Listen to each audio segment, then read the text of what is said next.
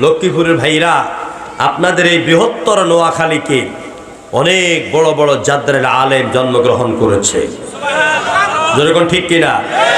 কাজী ইব্রাহিম সাহেবের মতন ব্যক্তি এই জমিনে জন্মিয়েছে, যার প্রত্যেকটি লাইন থেকে হাদিস বের হয়।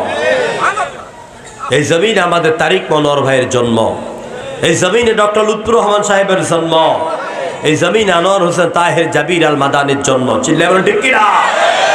লক্ষ্মীপুরের মানুষ খুব ধার্মিক, আমি জানি। লক্ষ্মীপুর, নোয়াখালী, ফেনী এই বেল্টের লোকজন খুব আল্লাহওয়ালা।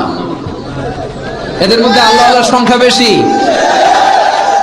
এখানে আলেম ওলামা বেশি, এখানে মসজিদ মাদ্রাসা বেশি। এই জন্য এই জেলাগুলোতে আল্লাহর রহমতও বেশি। আল্লাহ তুমি এই জেলার ছেলেপেলাদেরকে, এই জেলার লোকদেরকে তুমি কবুল করো, মা বোনদেরকে তুমি কবুল করো। লক্ষ্মীপুর হচ্ছে আলেমদের ঘাঁটি, বলি আলহামদুলিল্লাহ। লক্ষ্মীপুর নোয়াখালী হলো আলেমদের অঞ্চল, বলি আলহামদুলিল্লাহ। গোটা দেশের নেতৃত্ব দিচ্ছে আলেমদের এই আর ওই অঞ্চলের আলেমরা। লক্ষ্মীপুরের নাম শুনলেই মনে হয় লুৎফুর রহমানের কথা।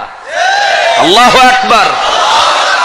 কোরআনের এক জীবন্ত পাখি, যখন এক একটা কথা যেন মনে হয় মুক্তা ঝরছে।